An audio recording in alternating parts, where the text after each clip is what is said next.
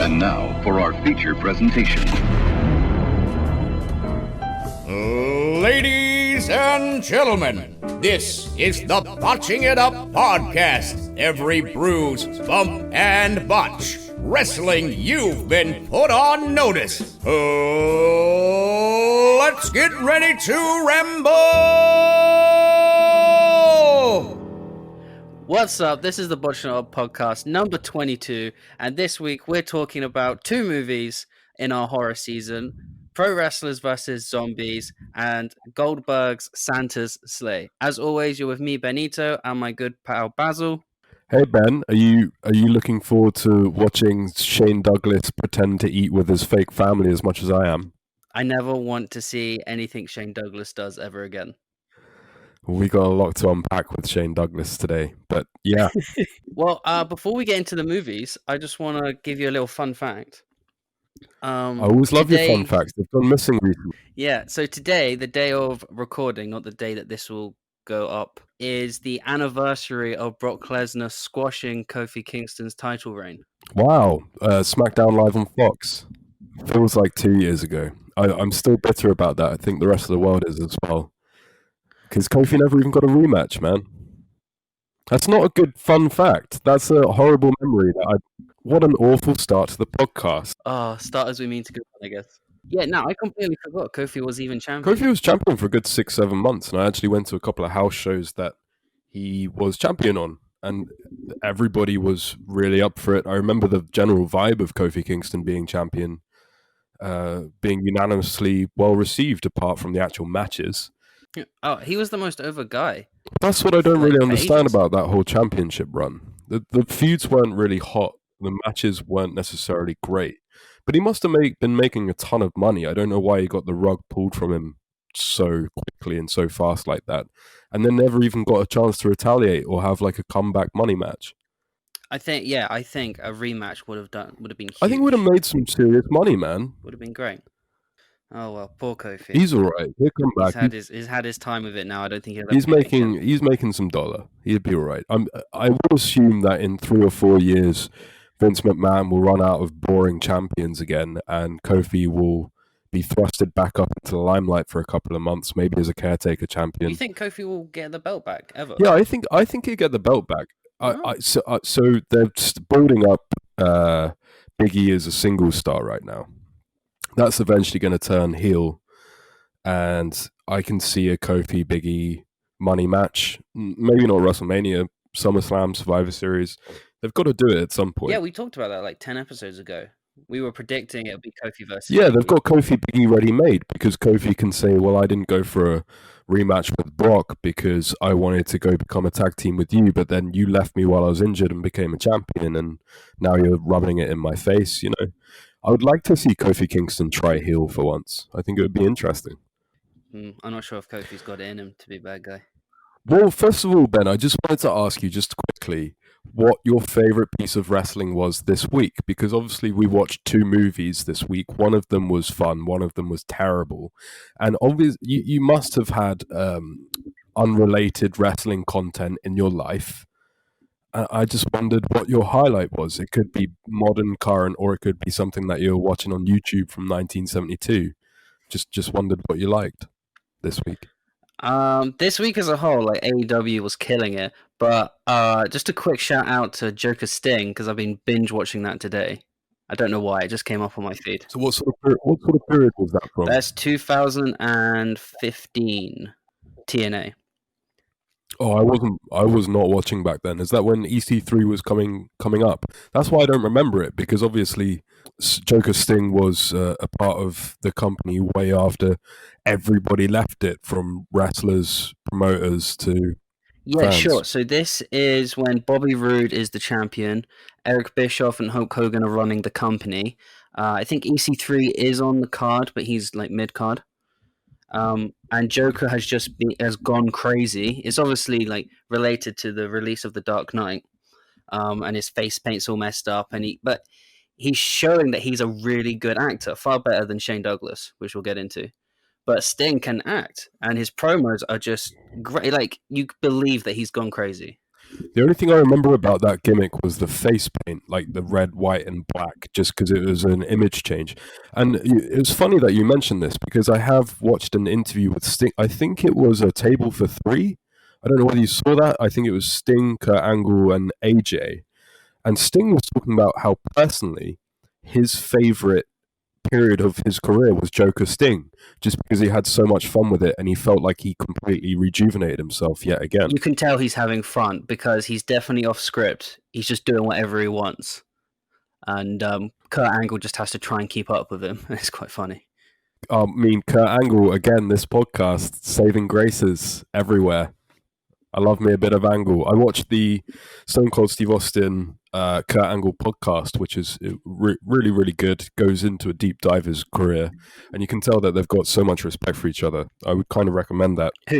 Not as primary viewing, but background viewing. No, Kurt Angle and Stone Cold Steve Austin dropped at one of those podcast shows this week. Kurt Angle was coming up during Stone Cold was at the top, wasn't he? So yeah. Well, Angle says that he learned everything that he knew from Austin and learned to watch every match from Austin. So he'd watch prelims, pre-show, straight up to he was needed in main event, just so that he could see what sort of holds people were putting on, what sort of moves they were doing, which he directly took from Austin. I think that's a nice little conversation that the two have that dropped this week. But that's not my favorite thing that I watched. I actually, for some reason, I was very bored.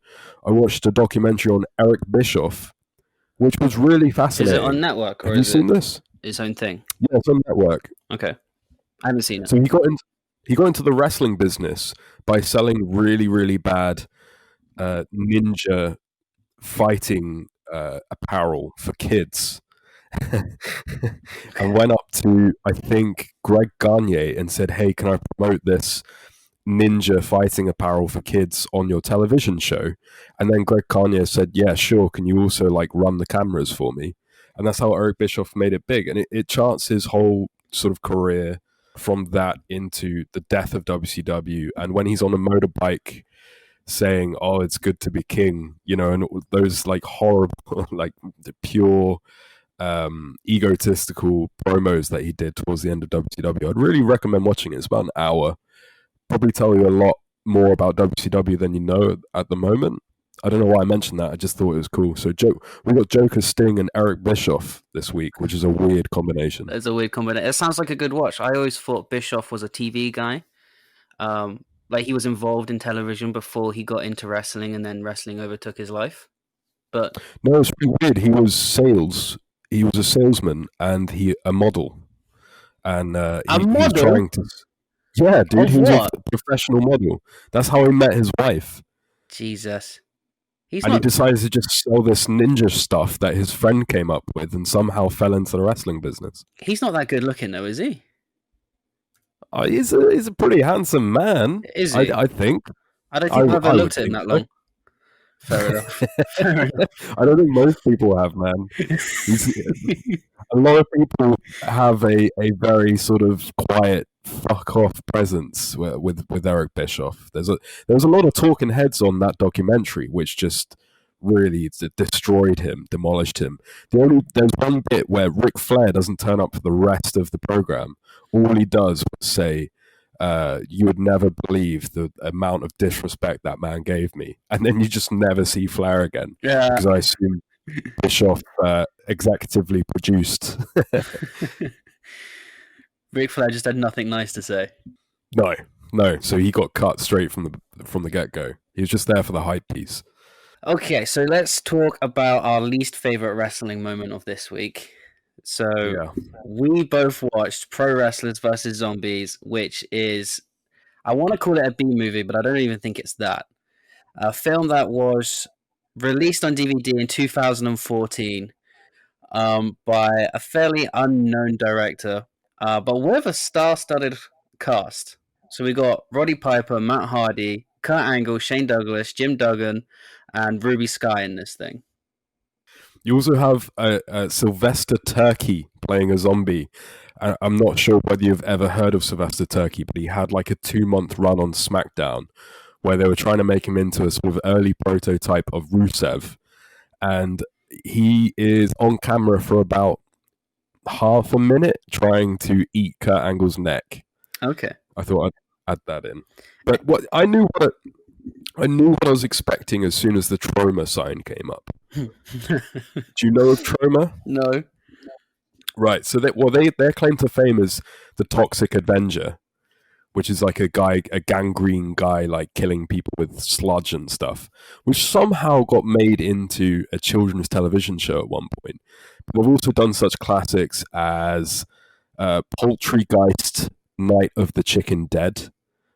They did Surf Nazis Must Die. They did Troma and Juliet, which is a naked woman on the front cover. Fag Hag, Beardactyl Woman from Beverly Hills. You get the picture. Yeah, I got it. So once I realized that Troma had something to do with this film, I immediately felt sorry for you because at some point in your lifetime, you purchased this DVD for money. I bought it from Kex, and I've been very excited for years to unwrap it and watch it. Just waiting for an excuse, really. Thoroughly disappointed. So the guy that plays the wrestling promoter in this movie, he's the director. Yes, and he directs himself into all sorts of skeezy situations. Sure, he does. So his name is Cody Knotts, and I tried to look up about some information about this guy, and it looks like he's made a series of B-movie slasher films. That's his go-to thing. I want to read you a review for one of his earliest films called The Breeding Farm.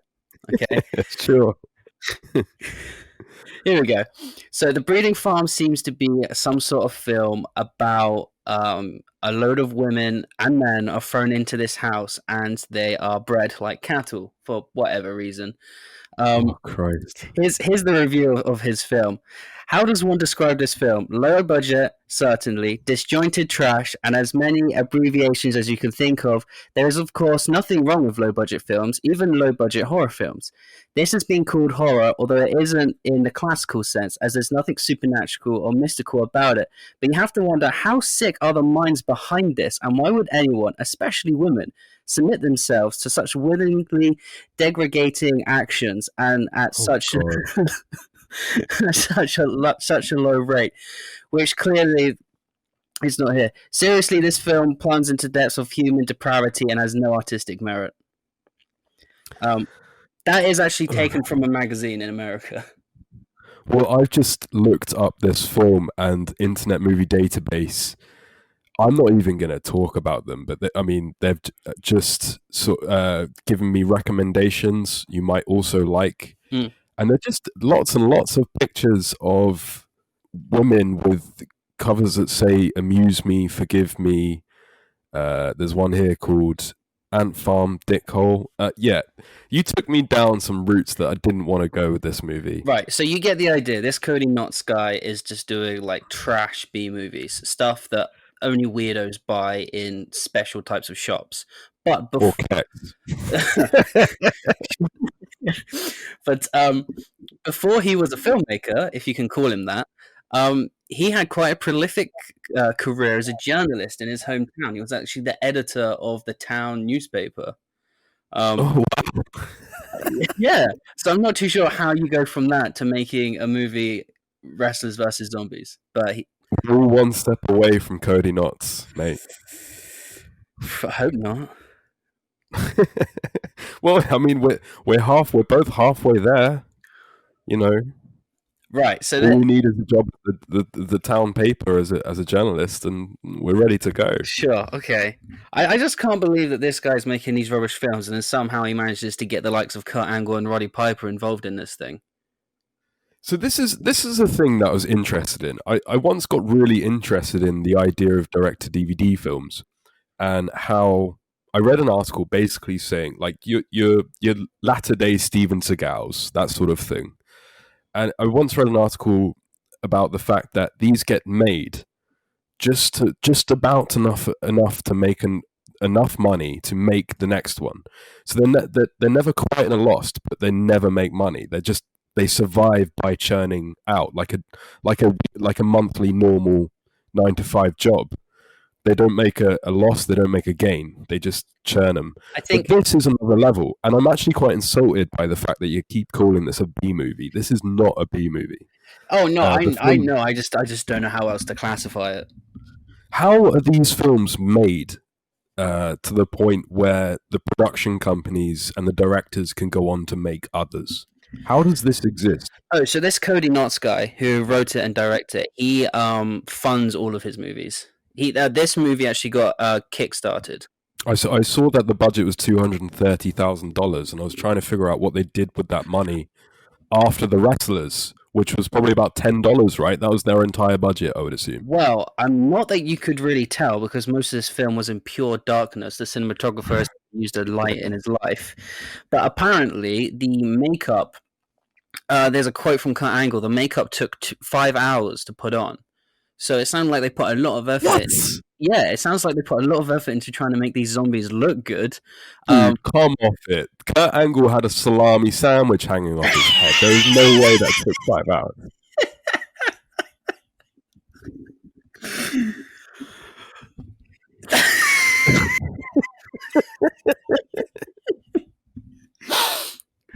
Oh, right. You could tell Kurt Angle was expensive as well. It was only in 2 scenes, about 5 minutes of the entire thing. Kurt Angle was one of the best parts of the movie for me.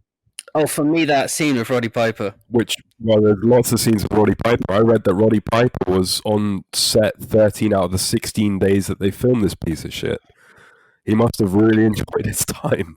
I think he was the only one putting any effort into this. Anyway, so let's talk about the synopsis quickly before the actual quality of the movie. Well, they did the synopsis for you, bro. The ring is the only place you can kill someone and get away with it. Yeah, those words open the film. With an eye, which for no reason there's just an eye. Yes, I think not the production logo. I was already not paying attention. 5 seconds. All right, so I want to talk about what really started this film off. I've very rarely seen films that just let you know on their sleeve that they're really, really awful straight from the get-go. Then Pro Wrestlers vs. Zombies, who are obviously filming partially this stuff, I assume, at a military camp, disused military site, the bunker sort of stuff, where they have indie shows in America sometimes. Yeah. What amazed me with this thing is that they've got a caliber of at least wrestling talent, if not acting talent. They couldn't even be bothered to find a independent show with fans in it. Yeah, there's like 15 people at this independent show. They clearly show like all of the empty stalls all around them. We have been to independent shows that are bigger than that. Yeah. Pretty small ones as well. Yep. I mean, that from the get-go just baffled me. Like, could you not find one other independent wrestling show where you can go talk to the promoter and say, this movie's got Roddy Piper in it, this movie's got Jim Duggan in it, can we film at your show for 5 minutes? You know? Yeah, well, to even be like, Roddy Piper will come turn up at your event, you know. I guess Shane this doesn't hold that level of excitement. No, he doesn't, does he? So Cal Val is announcing this indie show, by the way. Did you notice that? But I did. I did write that down. I got a feeling when this movie was made, she was kind of everywhere anyway. Well, I've never seen her since. I assume this is almost directly after TNA let her go. And then I think she was working like all of the independents at that point. Yeah. So I don't think she was meant to be in this film. She was just at the show they were filming. She's not credited in the movie. It does kind of feel like a lot of these people just wandered in and out again. Yeah, It, yeah. it felt a lot like Matt Hardy didn't actually realize he was being filmed. You know? He was just fucking his wife in some room. Turns out Okay, I can't. We're gonna have to go through this chronologically because I could just get lost in how bad this is. Okay, so the movie starts off with this independent show that's really shitty. We're backstage with Shane Douglas, and he catches his girlfriend making out with some guy, right? And this pisses him off. And this guy's making out with his girlfriend has a match with Shane Douglas, and to get his revenge, Shane Douglas decides to purposely fuck up a pole driver, which ends up killing the dude in the ring. The guy's brother is ringside and just is severely angry. Thank you for explaining one significant plot hole to me. I did not see the the guy's brother at ringside. He was there, yeah. He was Okay. there. Okay. And then Also, that looked like a really safe pile driver. like the most important thing to start the entire movie. It was really slow, you know, like an old guy. Well, like a Shane Douglas. Yeah. Yeah. All right. Was it supposed to be saliva coming out of the dead guy's mouth? Because it looked like milk. Yeah, like it was frothing, right? Like he'd just gone into a seizure or Not something. even that. It looked unseemly. Yep. So, so the next scene is the evil brother that's apparently is Irish, which was really off-putting the entire time. He was supposed to be Scottish. It's Scottish. It was one of the worst accents I've ever heard, man. And they had free domain classical music over the top with like pure MIDI beats, which I loved. Okay, you carry on. So he's meeting with this promoter, which is the director of the movie, who can't act to save his life. I don't know why he put himself in the movie. So the evil brother wants a private wrestling show, which apparently is a real thing. I thought that was creepy as fuck, but apparently it's a real thing. Oh no, dude! This is the dark side of the business. I've heard quite a bit about this. I learned this from Jordan Grace. I didn't know about Jordan Grace. He used to run an all-women's private wrestling show. Oh, okay. Like nothing. Well, I guess it is kind of sexual, but they wouldn't do any sexual acts. But guys would just watch women wrestle. This is a real thing, like not just private. Sometimes it can go from sort of private wrestling shows where rich people just want to watch two guys pretend to have a match, and sometimes it can get really seedy as well. And this is a real life thing that happens. It like wrestling snuff, basically. Yeah. So the promoter, the evil guy says he specifically wants Shane Douglas, obviously, to have his revenge. And the girlfriend. And the girlfriend, yeah. And then the promoter's just like, well, you've given me all this money. This doesn't sound like any real wrestling promoter ever. But you've given me all this money, so I'm going to throw in Roddy Piper, Hacksaw Jim Duggan, Matt Hardy's girlfriend, Thomas Rodman? Or Dennis? Oh no, dude! Who?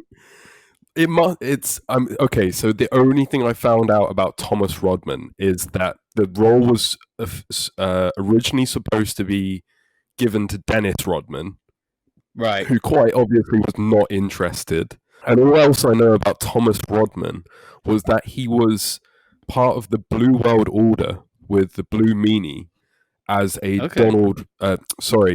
Dennis Rodman impersonator.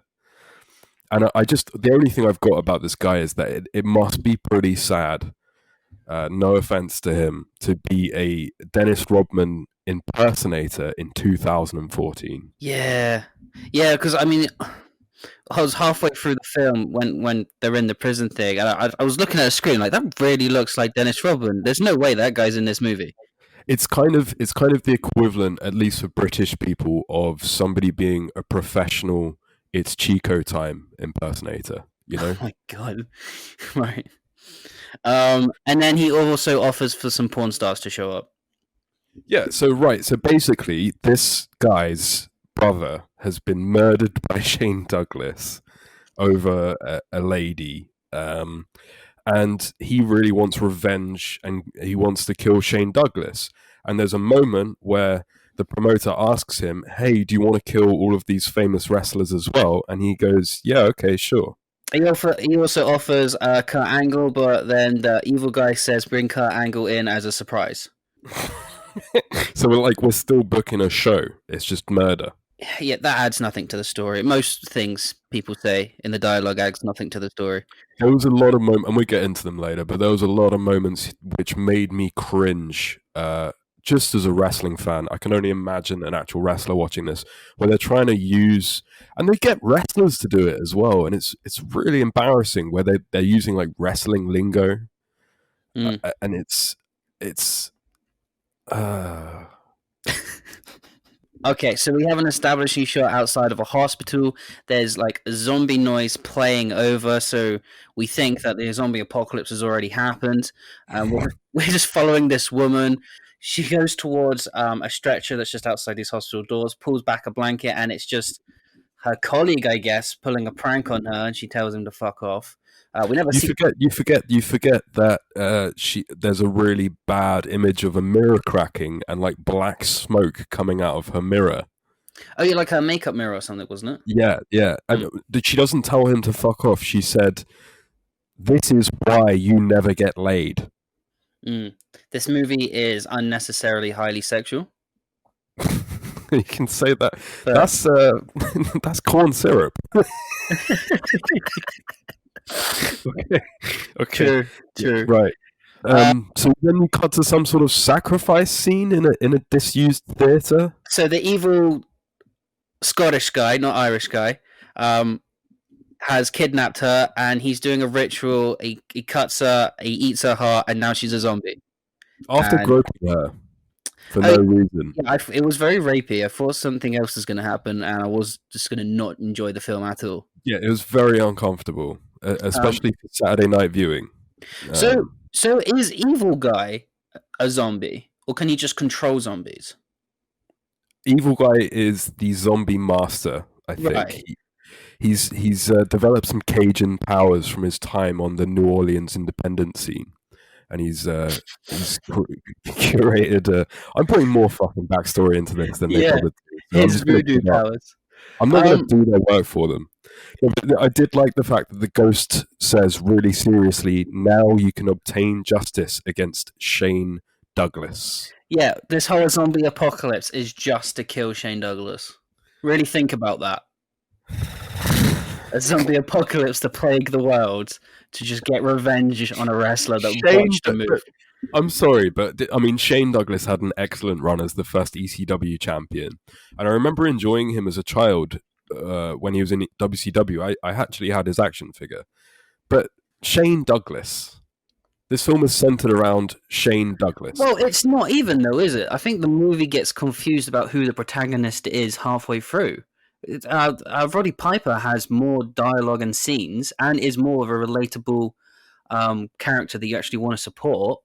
What, the good guy that spits on a woman really violently? That's the best you get. That's your good guy. I forgot about that. He says later in the movie, you're a red-headed stepchild. You're the reason for legal abortions. This dialogue, man, is something else. It really is. So we cut to one of my favorite scenes, which is Shane Douglas sitting eating dinner with his mum and his family and his nephew and his sister-in-law, who he seems to hate. Yeah, yeah, and his nephew's wearing a Shane Douglas shirt from like 1998. Yeah, Shane Douglas is trying here. I think this was early on in the shoot, and Shane Douglas tried on the first couple of days, and then realized how much effort making a movie is and gave up. Yeah. So he leaves after giving his nephew a little pep talk. It seemed like the kid was going to be way more important to the film, but he didn't really come back until the end. which was unnecessary. And evil zombie nurse came in and ate all of Shane's family. To another lovely example of free domain music, which sounded like Luigi's Mansion from GameCube. It did at some point. It felt like there was just music playing constantly, but it wasn't like a nice score. It was just a cut, and then a different song immediately played. I've watched a lot of horror channel films. I used to tape them and then watch them at like 2 a.m. when I came in from my job, and they're all really really awful. Most of them are better than this, honestly. But there is a trend, I think, of Z-list films where they just pump the generic free domain rock music as hard as possible to try and distract you from what's actually being filmed, which is, I guess, one way of filmmaking. But it's not a good way. You don't really want to distract. Anytime you're using something as a distraction is not good. I feel like most of the population could probably take the talent that they had and make a better film than this. Yeah, I mean, there was glimpses of Roddy Piper actually being slightly believable. Well, Roddy had a movie career. Really, it wasn't obviously the level of Hogan or Batista or whatever, but he had a movie career for quite a prolonged time in the late 80s and the early 90s, in which he starred in actual B movies. He did a great one with, I can't remember the name of it, but he did a great one with Billy Blanks, which was just a really low budget action movie, but it was made with the intent of being decent enough to be watchable. And Roddy was pretty good to that. And obviously he was also in Hell Comes to Frogtown, which is a B movie classic. So he knew what he was doing here. Like he was far and beyond one of the best things on the film. And he was just completely wasted, really. And that's what I meant when Roddy Piper really should have been the protagonist all along. He's the only person really that you can support. I mean, Shane Douglas is just an evil human being. Well, I'll let you know in a minute why Shane Douglas was the protagonist once we get there. Next scene, Shane and Roddy Piper are outside a building. Roddy Piper's first opening image in this movie is just him stood signing some autographs, and he gets a couple of lines that aren't important. Then the marketing woman. Did you catch her name? Because on my notes, she's just the marketing woman all the way through. I feel like I don't think it's us being rude. I feel like they mentioned her name maybe once in an hour and a half. I've just got the female protagonist. Right. So I got marketing woman. She shoots fuck me eyes at Roddy Piper, and then she goes in to talk about marketing with Cody Knotts, the promoter guy. Whoa! We're missing stuff here. We're missing stuff. You gotta get with the.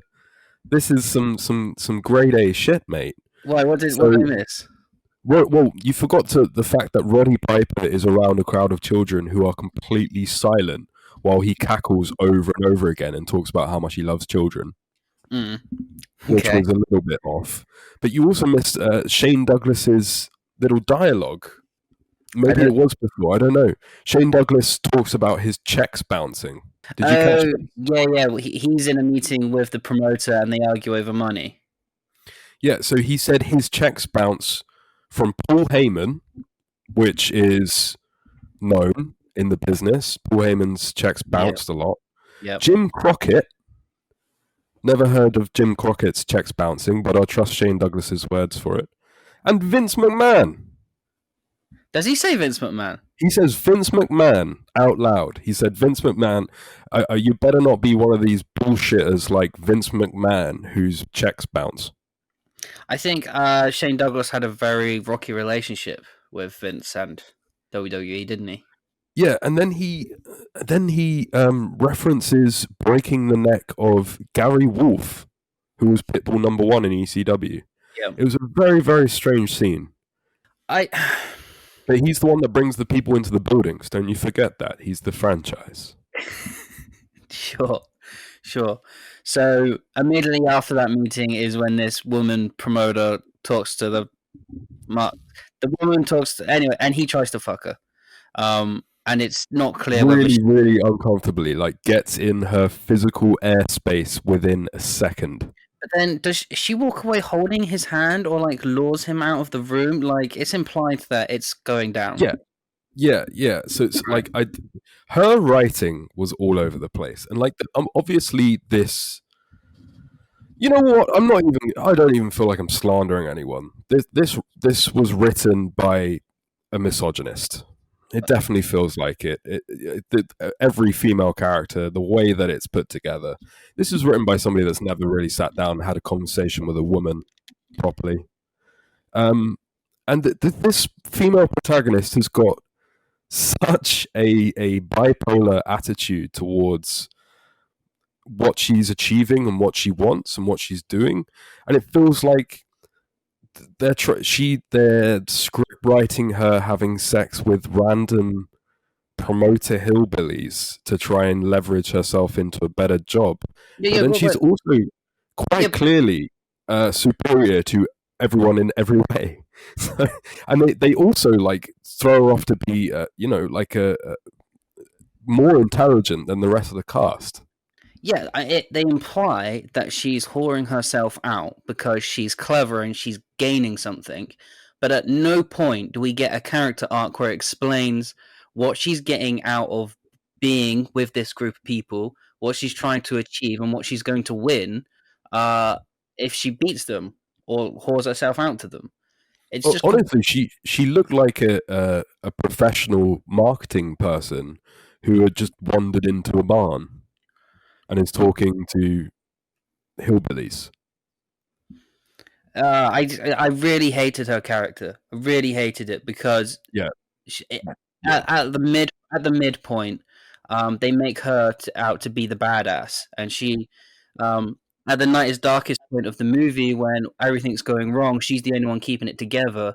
But then, right at the end of the movie, she becomes the damsel in distress, and she needs saving. Like you said, like.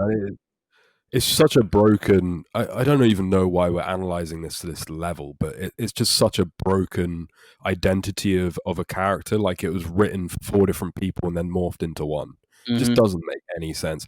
And this woman was obviously trying very hard to act professionally in this film and do what they said to her, like to get some sort of career going. And she tried her very best, and I thought she was just landed a complete pile of shit, man. Yeah. Honestly. Did you catch? Sorry. It's crazy to think that actual real actors are involved in this as well as wrestlers and wrestlers' friends. Like there's some actors in this that are seriously trying to have a career. And yeah. Did you catch the name of the promotion? I forgot. What was it? Extreme Rising. That's it. And this is where it gets interesting because I looked this up. This Extreme Rising was a promotion started in 2012 by none other than Shane Douglas. Oh, okay.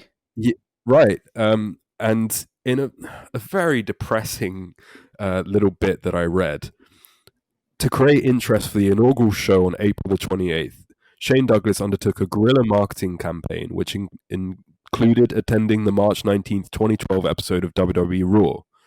Douglas stood up during a match, causing cameras to cut away from him, and he was escorted out of the area. I assume very quietly, without fanfare. So this was, I don't know whether this opens up a whole can of worms, man, because this promotion on the door is Shane Douglas's promotion, which has already failed.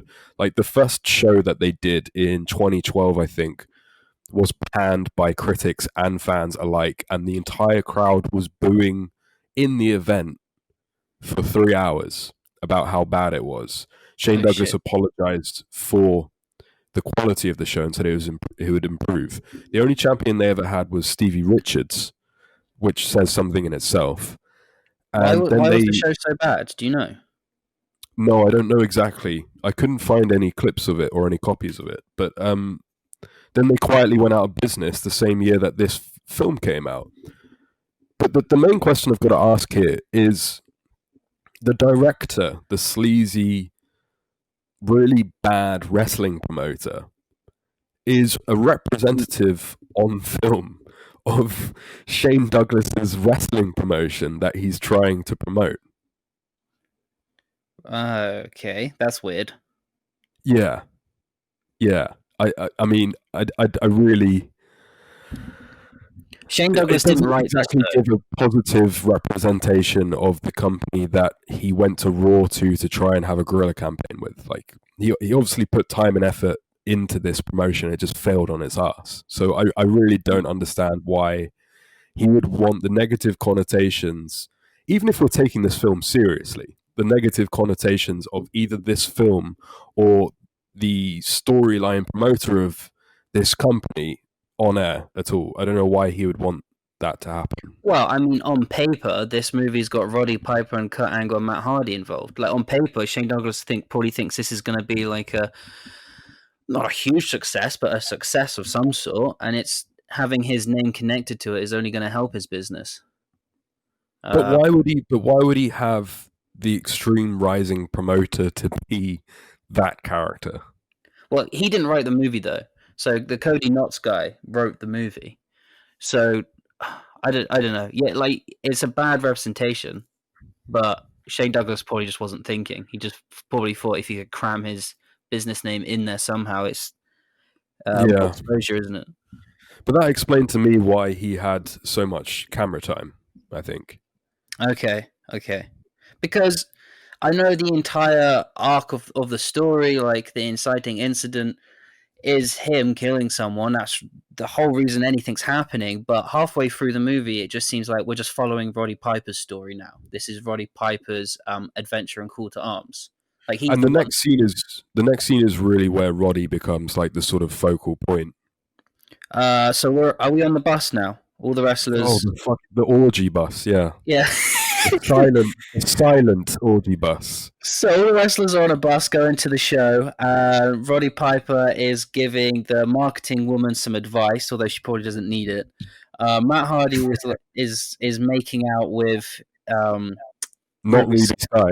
No, that's not Ruby Sky. Oh, is it? Is it not? I assume Ruby Sky got a taxi to the prison because she wasn't on this bus. Oh, that's awkward. And then, so Matt Hardy offers the marketing woman into a threesome. And instead she goes and sits kind of opposite Roddy Piper, and then they continue to make eyes. Like the sexual tension is just unbearable. Shane Douglas and Matt Hardy are also. This is why this is the silent orgy scene, because they're one coach seat away from each other. And you've been on a coach. I've been on a coach. Those seats aren't far apart. This is two wrestlers, famous wrestlers, having basically sex through their clothes with two women who they're not treating particularly nicely. One seat away from each other with an empty bus, in silence. Bit awkward. Yeah.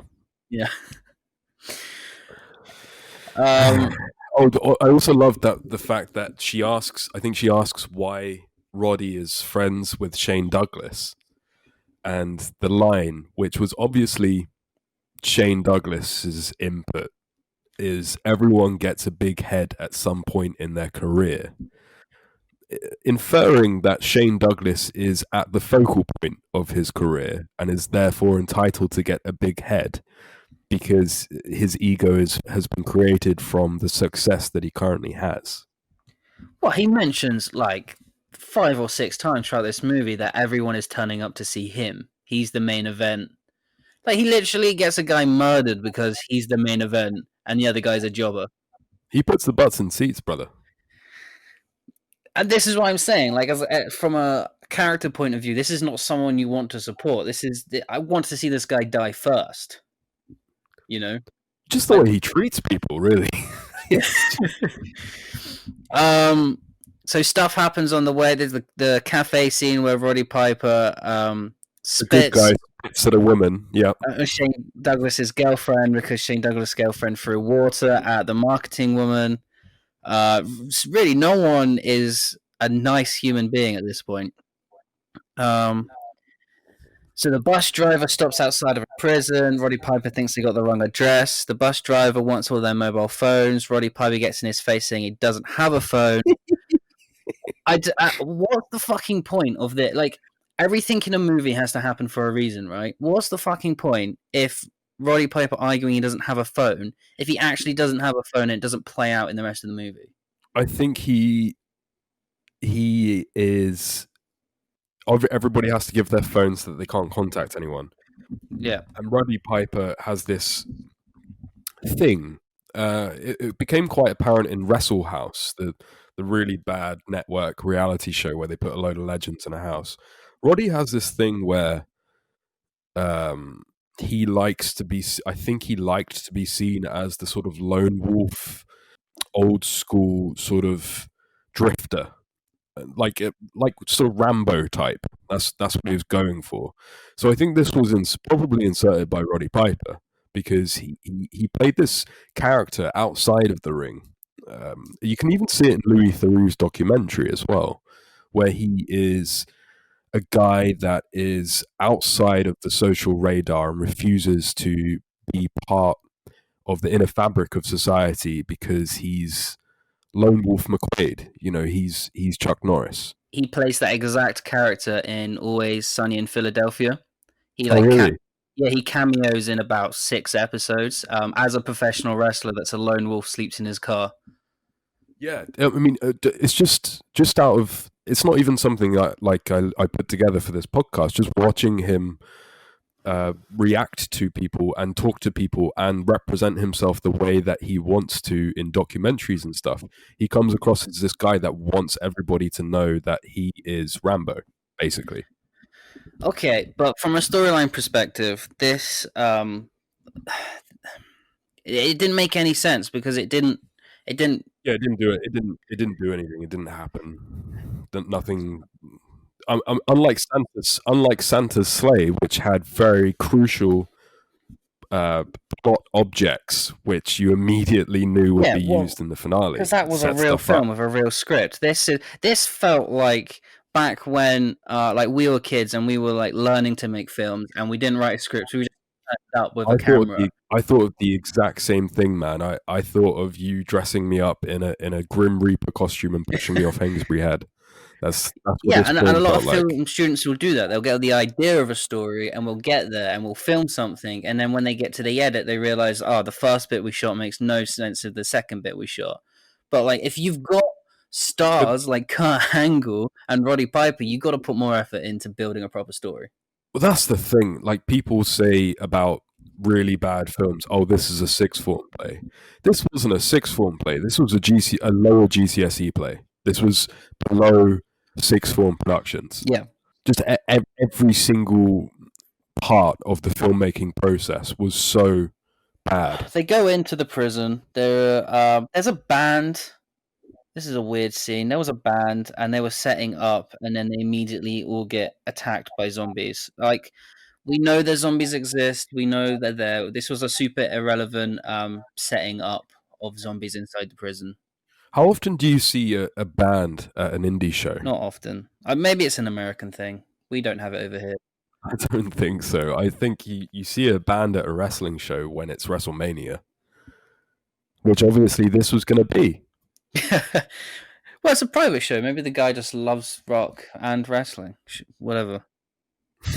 All right. Kurt Angle turns up in the side entrance, immediately gets attacked.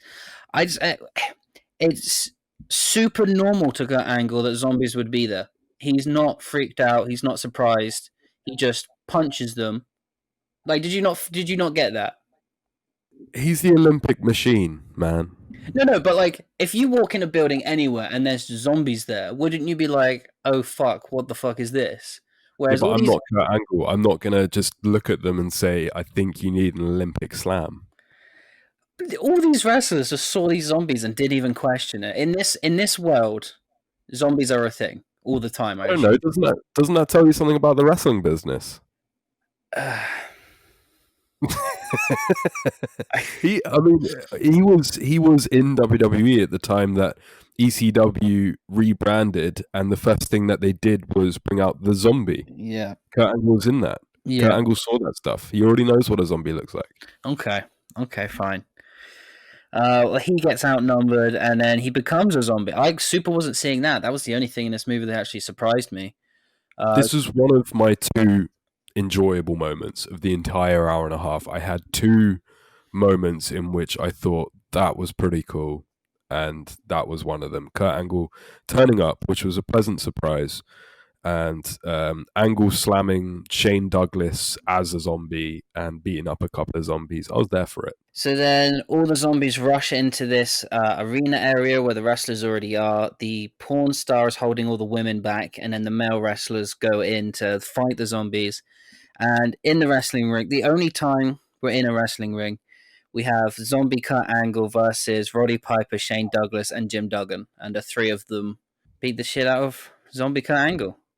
And then he just goes missing. Yeah, then we don't see him the entire... Like, he should have been the main antagonist. This movie would have been much more fun if it was just Kurt Angle and Roddy Piper fighting for 30 minutes. I'm pretty sure that Roddy did this for fun, because he didn't need the money. That's why he was there for so much of the filming. And Kurt Angle was trying to launch an acting career at this point, wasn't he? Yeah, well, it's funny you mentioned that, man, because I watched The Last Witch Hunter starring Vin Diesel the other day, which is a pretty fun movie, I have to admit. It's sort of a guilty sort of pleasure film. Kurt Angle turns up for 1 second of film time. Literally, gone and you've missed it. I had to I rewinded the film because I thought I saw Kurt Angle. Yeah. And lo and behold, it was Kurt Angle playing a bodyguard. And that was it. No, he's never mentioned. He doesn't get a line. He doesn't even get more than a second of screen time. Okay. Which I thought was pretty sad. That is quite sad. I just looked that kind of shows how wrestling is viewed by mainstream public and mainstream Hollywood. Yeah, because I remember towards the end of his TNA days, he was trying to launch a proper acting career. I just did a quick wiki search. Have you seen the movie Warrior? Yeah, I remember him in that. He was one of the MMA fighters that I think Tom Hardy's brother goes up against. Yeah, well, I mean, that. Yeah, the entire the arc of the film is that one of the two brothers ends up having to fight Kurt Angle's character. Kurt Angle's character is like the main boss, if you like. And he doesn't have many lines, but obviously he's playing an MMA guy, so he looks really good. That was 3 years before this movie. I don't know what happened to him then, because The Last Witch Hunter was a year after this film. So it was a quick turnaround for Kurt. And he's also in Pain and Gain. I don't remember that. Is that the Rock movie? Yeah, I don't remember him being in that. I didn't bother with that one. Oh, it's good. Anyway, so back to zombies. I mean, at this point, it's literally just an hour of people running around corridors being chased. Like, that's all there is. This is where my girlfriend almost immediately fell asleep, and I was really envious, because this was the point where I started to... I was in good humor up to this point with how bad it actually was, and I was just sort of stunned by how bad it was. But this was the point where it turns into those Z-list churning films where they run out of ideas within 20 minutes, and then we have to sit and watch the next hour of them having no budget, no ideas, and no good actors. I don't know how else to explain it, but they literally, just as a group, are running around corridors, and zombies are chasing them around corridors, and then every now and then, one person gets a fight scene, and it's a pretty shit fight scene, apart from Matt Hardy's, and then that person either dies... At the point that Matt Hardy turns up and starts beating a load of zombies up with ladders, I didn't even care about that. The only kick I got out of that is the fact that even in a prison, there's still a cookie cutter trying to smash over somebody's head. Yeah, and then he starts scaling up some prison bars and then does a big leap off the top. It's just so you can't even blame budget for this, man. It's just so unimaginative.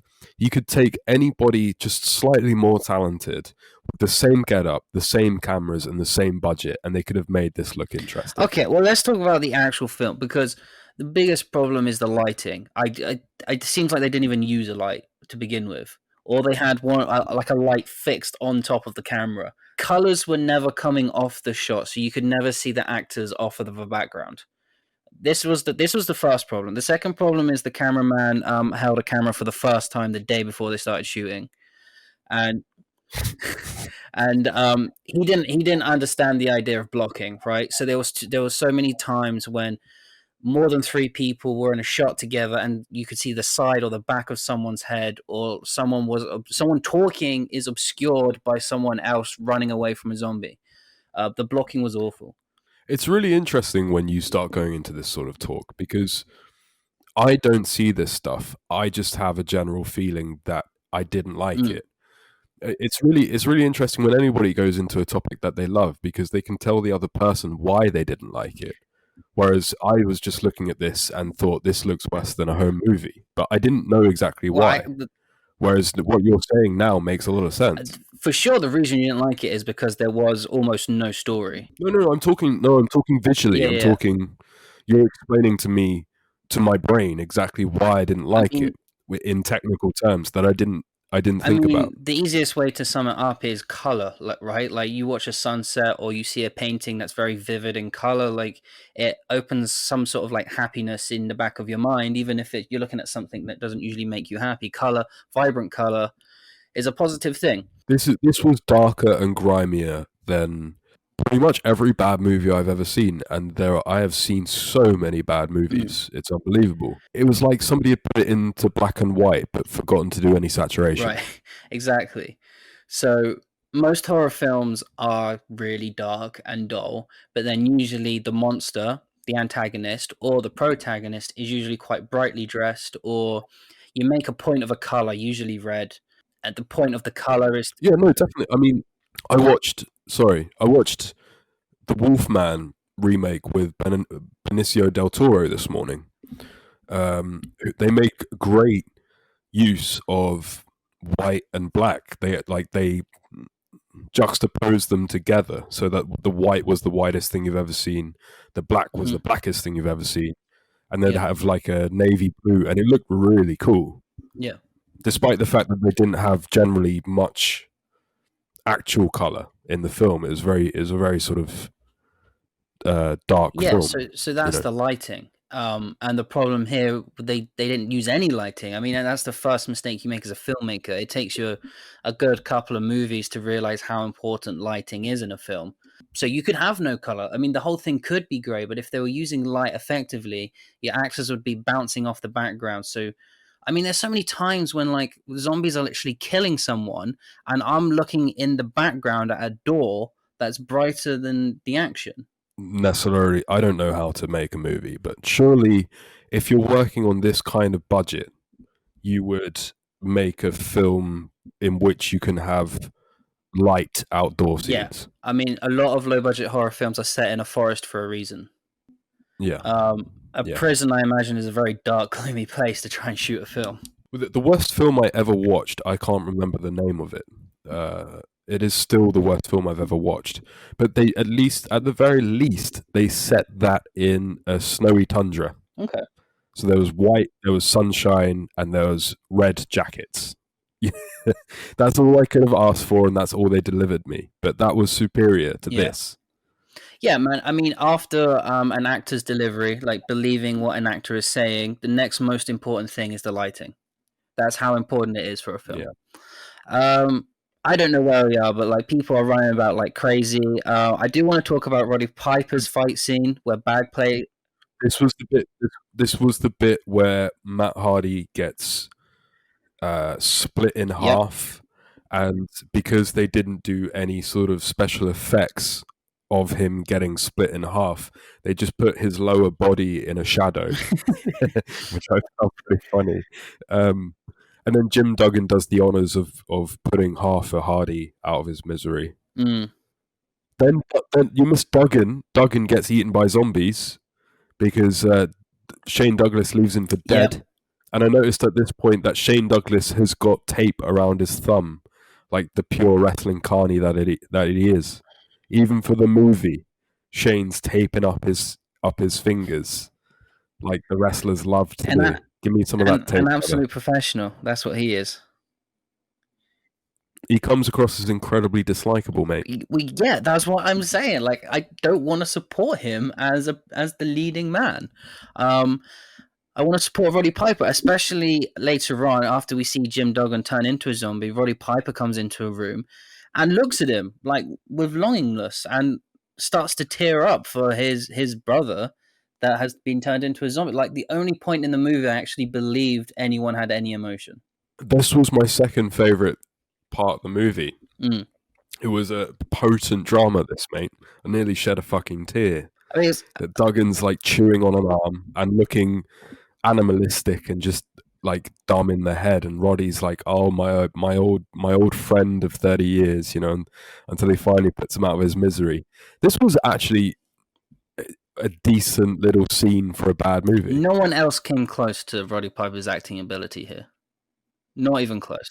Duggan was all right throughout this as well. Duggan was just kind of playing himself. There was no sort of forced script writing with him. He was obviously just having a blast and running through a prison complex, you know. So, Yeah, but for what he did do, you couldn't really fuck up.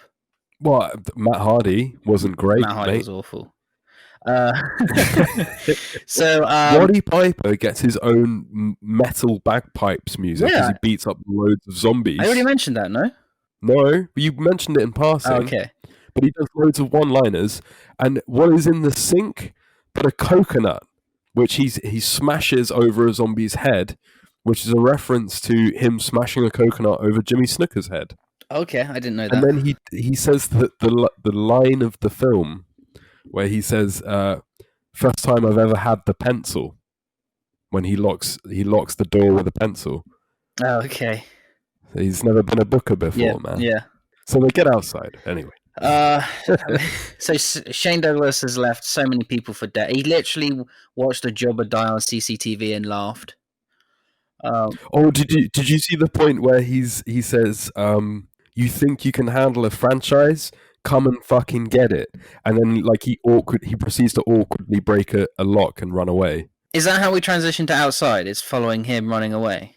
Yeah. Yeah. So like he says, "Come and get it." I thought he meant "Come and get it," like "Come and get it, I'm going to fight you." Mm. He actually meant "Come and get it, I'm going to run away. You can run after me." Yeah. The final act of the movie is a sloppy mess. They run up a hill, there's some fighting. The bad guy comes up the hill with even more zombies. Some fighting. Minecraft sound effects. I thought Roddy Piper was dying at one point and then he was fine. Shane Douglas has like the final standoff against the boss. Shane Douglas runs a lot in this movie, but always seems continuously out of breath. And not a good look, is it?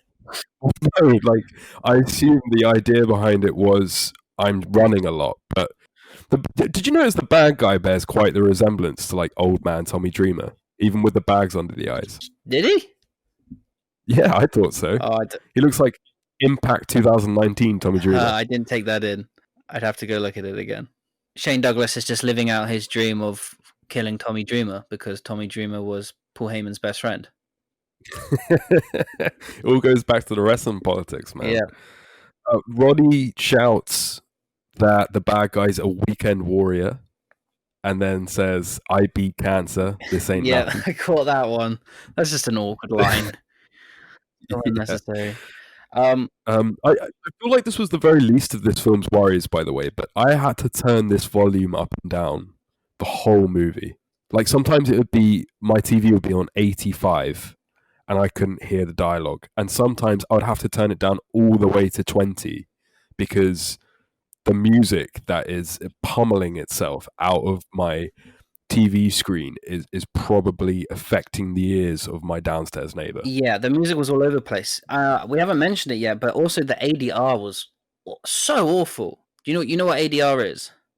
No, what is ADR for the non-cinematic people, right? Basically, when you can't take decent audio on location, or there's too much background noise, or it's just messed up for whatever reason, you have to record it in a sound booth in the edit. And you might think that's sloppy filmmaking, but no, most Hollywood films, like a good 70% of dialogue is actually ADR. The actors have to redo their lines after they've shot the movie.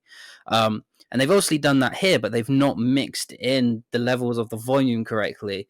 So they're talking in the location, how it would sound inside of a room, and then there's really clear, crisp audio about 5 times louder um, as a response, and the two things just don't mix well. Wow. Completely took me out of pretty much all the conversations. Yeah.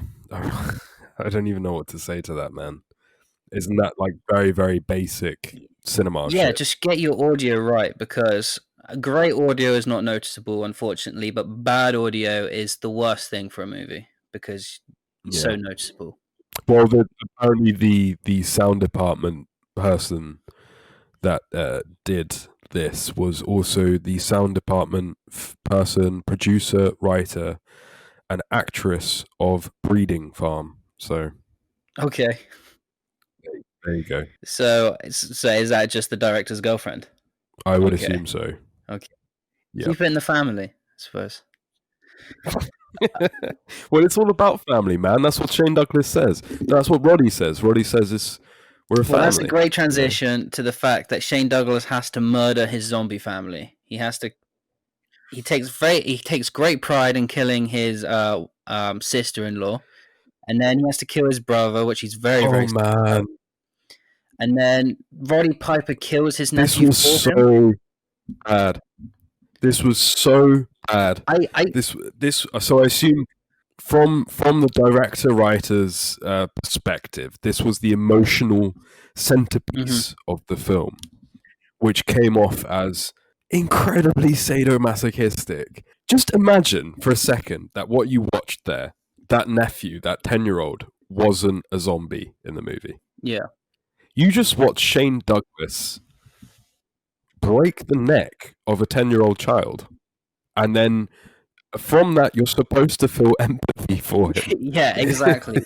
That's what's messed up here. It's none of this is making me want to support Shane Douglas anymore. I don't think I've ever watched a film in which a grown adult man breaks the neck of a 10-year-old on camera. I get what they were trying to do here. Like, this is when the good guy, the bad guy is closing in, the all hope is lost moment of the film. He has to kill. I mean, it's a zombie trope now, right? That like you see your zombie mom or your zombie wife, and you know that's not the real person, but you got to kill them, but you can't do it because it looks like the person you loved. Like every zombie movie does this, but they fail. I get that. I mean, and The Walking Dead did that sort of stuff to great effect. I think I watched the first 5 seasons of that, and some of it is really traumatizing in a good way. But this literally just came off as Shane Douglas breaking a 10-year-old's neck. I agree. It's done so badly. I get what they were trying to go for, but they just completely missed the mark. Yeah. So Roddy Piper can't do. Shane Douglas can't kill his brother, so Roddy Piper does it for him. Roddy kills Shane's mother because Shane can't kill his mother. He's a mama's boy. So the evil Irish guy thinks that he's about to win. He kills the horny marketing woman, but then she's actually fine. She's the only person in this film that gets bit by a zombie, but then doesn't turn into a zombie. I don't know why that's a thing. Yo, can you let me know what happened to Shane Douglas? Because I can't tell whether I fell asleep or went to get a beer. I don't remember what happened to him.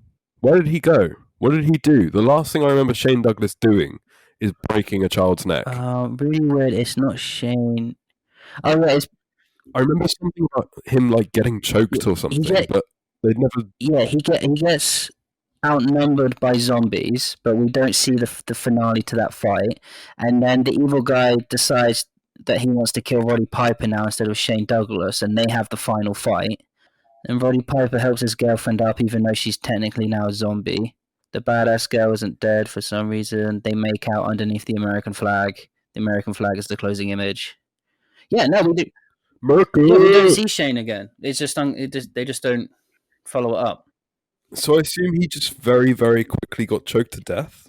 I mean, you saw a few zombies go on him, so I assume like he got eaten by the zombies, but then the girlfriend got bitten by a zombie too, and she didn't die. And then that final fight with Roddy versus the bad guy, which lasted less than 20 seconds. Yeah, right. But not just that. I genuinely, this is not for the podcast. This is not a joke.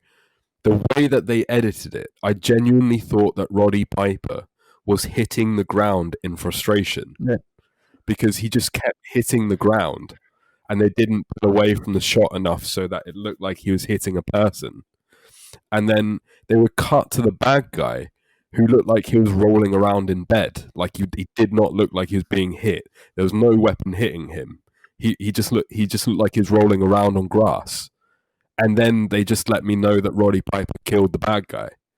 This was the worst. Oh my god. This was the worst editing I have ever seen. Like, it beats Hacksaw Jim Duggan hitting the top rope instead of a zombie and the zombie falling back. This was two separate shots. One of a man rolling around on grass and one of a man hitting grass. Yep. It America! and then American flag just to make everything fine at the end there. I feel like we're not critiquing a professional film. We're marketing some college student who we're about to tell he needs to go find a different vocation in life.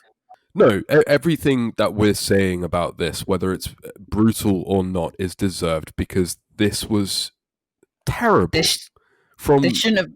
Created by grown adults. This shouldn't have gotten a proper release, DVD release. I mean, Roddy, God rest his soul. You know, Roddy looked like he was having fun, so that's that. You know, Shane Douglas wanted to promote his wrestling promotion and probably made some dollar out of it. That's cool. What the fuck was Kurt Angle doing in this, man? Jim Duggan's retired. What is Matt Hardy doing in this? Matt Hardy and Kurt Angle, I just don't understand why they chose to do. At least Kurt, I guess they were in the film less, but at least Kurt Angle had some like kicking ass scenes, and he was there for a couple of minutes, and he actually wanted a movie career. What were Matt Hardy and Reeby's guy doing here? So Kurt Angle, I think. Why bother?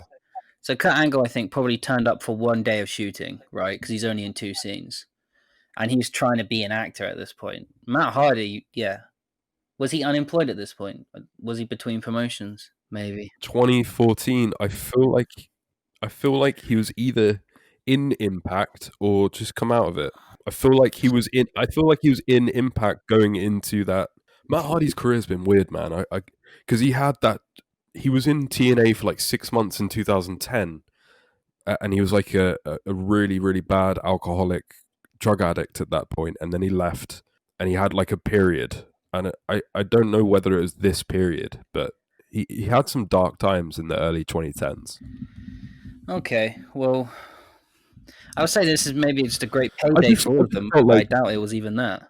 No, basically what I'm saying is, like, Roddy, Duggan, both enjoying retirement, having fun with it. Shane Douglas promoting his thing, making a bit of cash. As you said, Kurt Angle just trying to kickstart a movie career, one day's filming. I don't understand what Matt Hardy was doing in this because he didn't even do anything. Maybe he just got talked into it by Shane Douglas.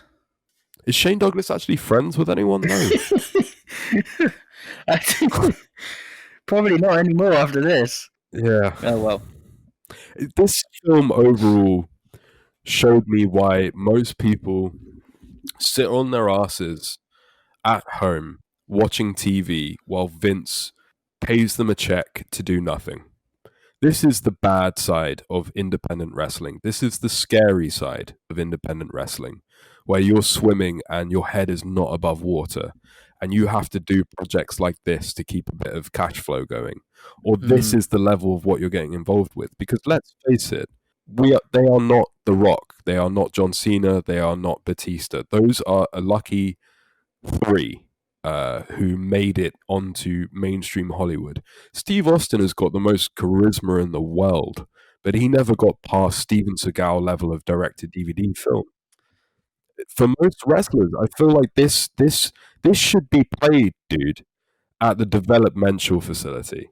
This should be like, you watch this for an hour and a half. This is what can happen to you. Yeah. Don't do drugs. Listen to what we say.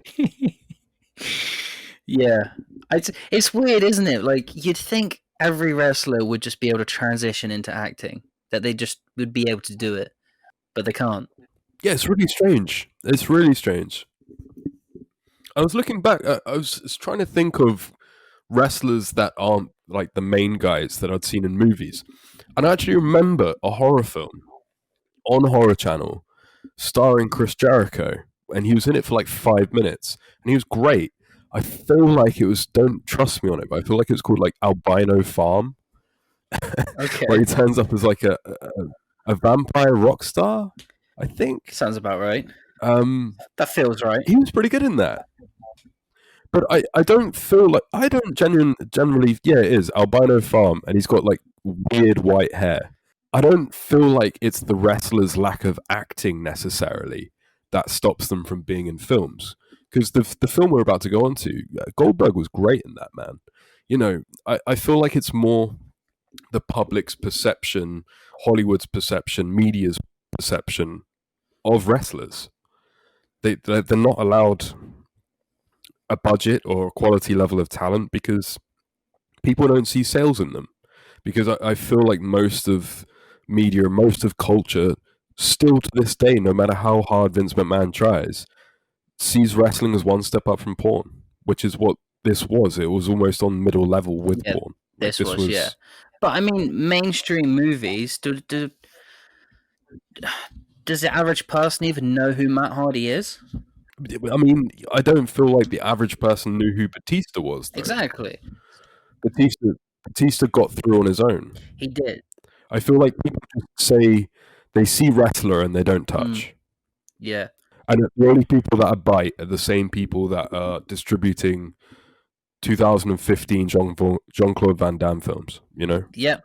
no disrespect on the legend's name, but I you think know that's what I what mean. happened with Stone Cold. He was so famous as being a wrestler that he got typecast into the type of movies wrestling fans would like. And The Rock, What, dude? Stone Cold out of everyone was in my dream movie, which was awful. Stone Cold was the only wrestler that I'm aware of that actually had a movie with Steven Seagal. Like he was on that level. and I think The Rock was dangerously close to that as well, but he somehow managed to get the public on his side because he was doing some, Disney. yeah, he was doing some awful action films right at the beginning. Rock managed to get into Disney, I Mm. think. That was the key for Whereas him. It'd be interesting to look into what actually happened to them. Rock did Disney. I don't know how Batista got there. Batista did it on his really, own 'cause merit, completely on his own merit. but Batista again was doing these direct to DVD films just like Steve Austin. House of the Rising Sun, what was that movie? The Rob Van Dam movie. Wrong side of Dark town. Side of the Town or something. Wrong side of Yeah. town. So I wonder what his hit was that got him onto eventually like Blade Runner and stuff. James Bond, Ah, maybe, yeah. I think. I mean, he started off just being the henchman in movies, because he was out of wrestling for a good Do you couple of reckon it was years. He had that, Guardians of the Galaxy, bro? no, It was Guardians of the Galaxy. he must have done some stuff before that. Surely, you can't just step into Marvel. But Marvel, DC, that seems to be how the guys do it. He was in Riddick. John Cena's gone down a weird, raunchy comedy route. Yeah, that seems to be his thing. Comedies. He was playing. I can't remember what he's playing, but he's playing a anti-hero sort of superhero in the new Suicide Squad reboot, and he's managed to procure himself a spin-off TV series before the Yeah, movie's he's got his even own out. journey. So John Cena ain't doing bad. But He's also playing Vin Diesel's brother in the new Fast and Furious. I feel like Cena is just I've got nothing to take away from Cena because yeah, he's good in his own right, but I feel like he's riding the Rock's wave. Everyone's seen now that these megastar wrestlers are good actors, and Cena Yeah, and 100%. Cena is now, and I think Batista a little bit as well. I think Batista got into movies on his own merit, I think, but now that he's doing big movies, everyone's seeing that it's like another Rock. I haven't seen the Blade Runner reboot, but based upon what I've seen of the three, I would actually genuinely say that Batista's the best Batista actor. is one of my favorite actors of all time, not even just wrestling related. I love him. Oh, Batista. Well, all I remember from being really impressed with about Batista was Hotel Artemis. I don't know whether you've seen that yet. He was so great in that. He was just a little supporting role as the guy that was looking after, I can't remember her name, but the little girl from Taxi Driver, all grown up. And they were sort of a post-apocalypse healthcare place for like Yeah, it was criminals. a hospital for criminals, wasn't it? He was so good in that, honestly. Yeah, his comedic timing is just on point, and he can also do action stuff. He's awesome. I love it. Final rating for Pro Wrestlers versus Zombies? -2 out of 10. I think I'll go with a good old 0.5. 0.5. Cool. From this experience, Ben, are there any other wrestling-related or wrestling-starring movies, not including The Rock, you've still got on your checklist that you'd want to have a look? I don't think I should be allowed to pick anymore. No, I don't think you should. Which is ironic considering you're the movie guy, but from now on I pick the wrestling movies. Yeah, I feel like I lost that privilege. Well, just remember, dude, that not only did you make yourself sit through that, but you also made me sit through that and my girlfriend sit through that on a Saturday night. And not just that, dude, you made me take notes on it. I never forced your girlfriend to watch that. That was never part of the deal. We're regularly in the same room, believe it or not. I know you are, but it wasn't part of the deal. No, but that's what I'm saying. You just made a poor, like, innocent person part of this debacle and made her suffer on primetime Saturday night after I finally finished work for the week. Do you know what we sit down and do with our dinner? You watched, you watched Shane Douglas kill a 10-year-old boy.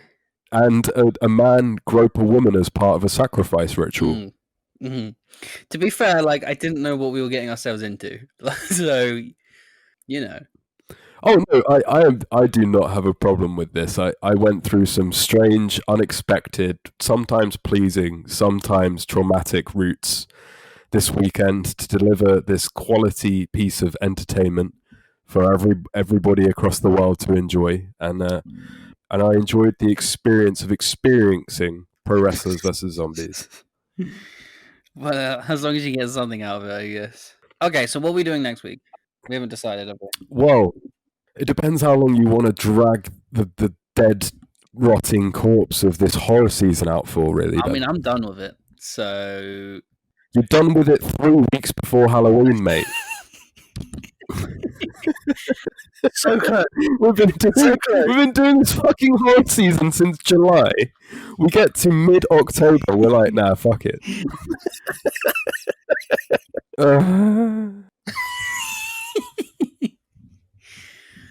Okay, well, yeah, well, I guess 2 more weeks of horror is fine. We've come. What horror have we got left? You made us literally scrape the barrel today. What have we got? There's stuff. I guess we're gonna have to come up with it right now. We'll just What you know what, Ben? Whatever stuff it is, you're not picking it. Because this week you made me watch Pro Wrestlers versus Zombies. About a month and a half ago, you were like, "Oh, Ministry of Darkness would be a great idea," and then made me watch that for a month. You're not picking the next couple of weeks. No way in hell. You can forward ideas to me, and I'll check them for length and quality. Yeah, that's fine. No, that's fair. I'll take that. It's been a pleasure as always. Cool. So next week will just be a surprise. Next week will be something. Like, share, and subscribe to keep it botched up, brother.